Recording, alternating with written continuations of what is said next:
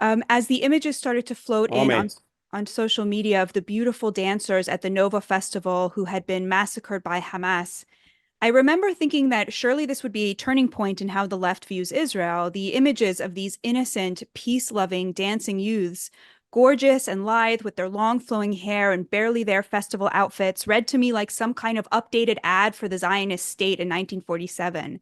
The scenes from before the festival radiated love and kindness. That 10-second clip of Shani Luke dancing, you watch it and you think, this is what they fought for.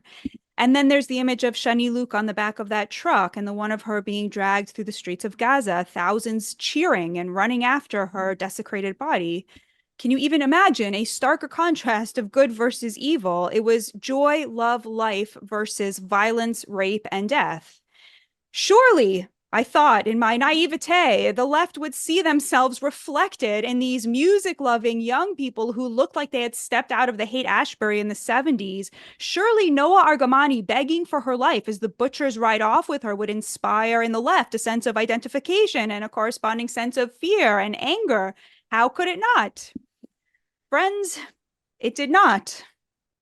Leftist women found nothing in their hearts to say about it for months. There was a total failure of the international feminist community to stand up for the Israeli women who had been brutalized by Hamas in a particularly sexual way. Despite the preponderance of evidence, there was a code of silence from the usual suspects. Some would even deny it. YouTube personalities formed what I like to call an "Our Hamas would never" brigade to defend the butchers and the rapists from the evidence of their crimes, insisting it was all war propaganda. Now, this would be bad enough, but you have to remember these women, these publications, these YouTube personalities, you have to remember who they are. These aren't people who, in general, feel that one should have a high standard of evidence before making an accusation of rape. The exact opposite is true. These are the people who demanded that all standards around evidence for accusations of sexual assault be completely suspended.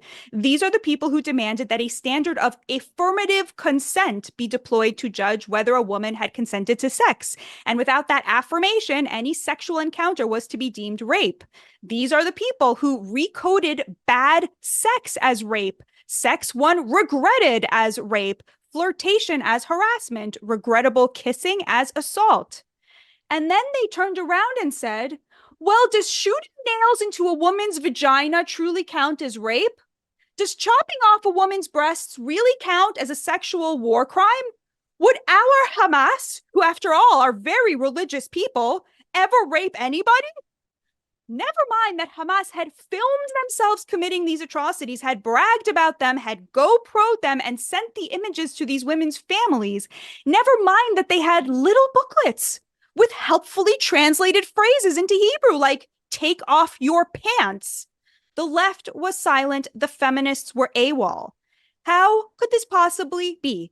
How could it be that just 6 years after the Me Too movement, which gave voice to the outrage women felt at being sexually harassed at work, which upended gender relations and wreaked havoc on workplace after workplace because men had complimented their female coworkers, how could it be that these same women who demanded believe all women could turn around and say, actually, don't believe the confessions of terrorist rapists?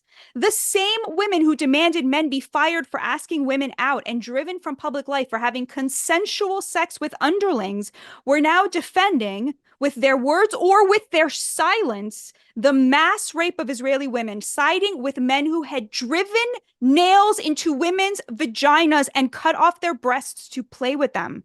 The same women and organizations who turned flirting at the office into the civil rights issue of our time, when presented with evidence of the mass rape of Jewish women, immediately began to say, we need more context. We need more evidence. Remember the plight of the true victims here, who, it turned out, were the perpetrators.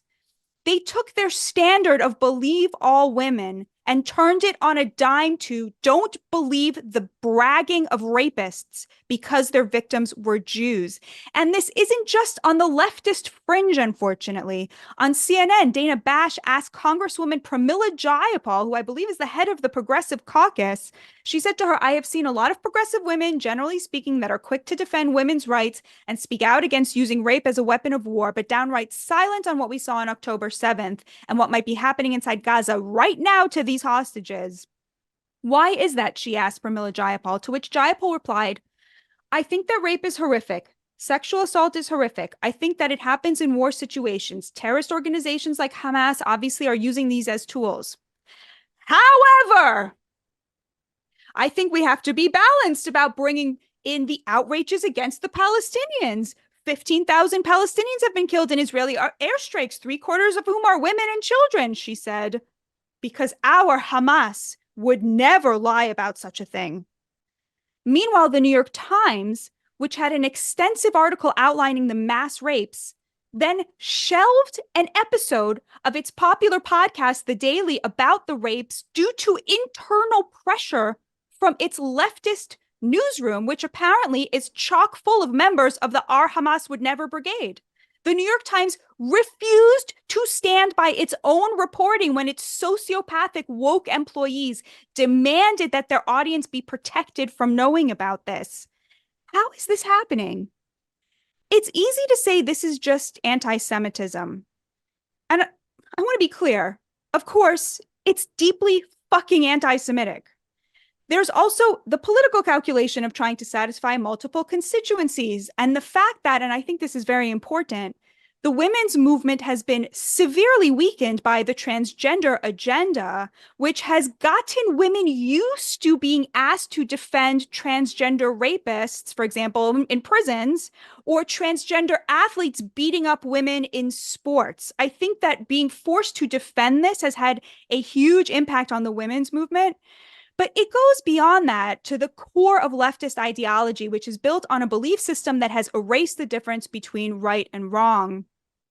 Now, this belief system is one you will know well if you have been to a university in the last 40 years, or an American newsroom, or on TikTok, or in a meeting with any cultural institution in America, or any progressive organization, including any liberal Jewish organization, or if you're on the board of a museum, or even in a writer's room in Hollywood.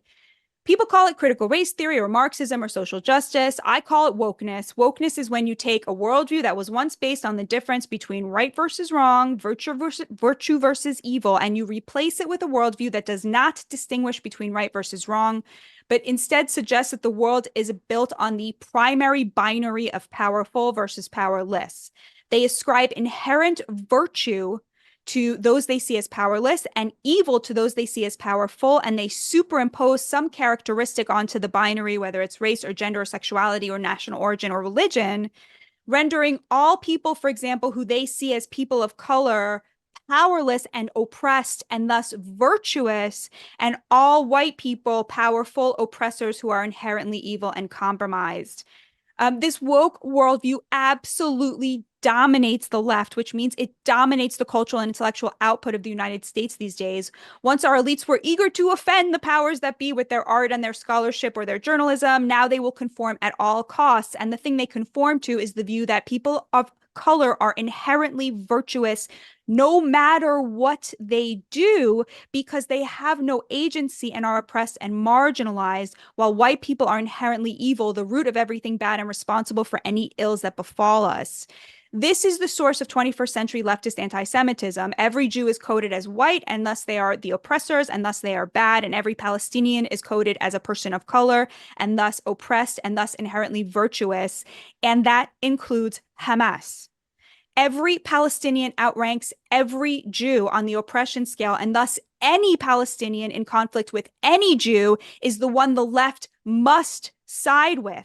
The Jew has all the agency and is the oppressor, and the Palestinian has no agency and is the oppressed. Anything bad that happens between them must ergo be the Jew's fault, because you cannot blame someone with no agency for anything. They are an innocent, like a child. To the woke, the less powerful has no responsibility to act ethically because their rank on the oppression scale means they cannot act at all. And thus they are inherently imbued with virtue no matter what they do. Their abjection is their virtue. And that goes for the terrorists among them as well. Because to the woke, people of color have no agency when a so-called person of color commits a heinous act against a so-called white person. The agency of their actions must be reassigned to their victims who have agency. What this means is that when a Palestinian rapes a Jewish woman, the agency was hers. It was not his. She remains the oppressor. His act was her fault, and her suffering does not release her from the burden of her status as oppressor, even in death. That is why leftist feminists cannot side with raped Israeli women. To do so is to betray everything they believe. They truly see the Israeli women as deserving of everything that happened to them and having brought it on themselves. Like the conservatives of yore who blamed rape on the miniskirt worn by the victim, the left today blames the fact that Israel has more power than Hamas for everything Hamas does. They simply cannot think their way out of seeing Hamas as virtuous, because to do so would be to admit that their entire worldview is not only wrong, but is fucking disgusting.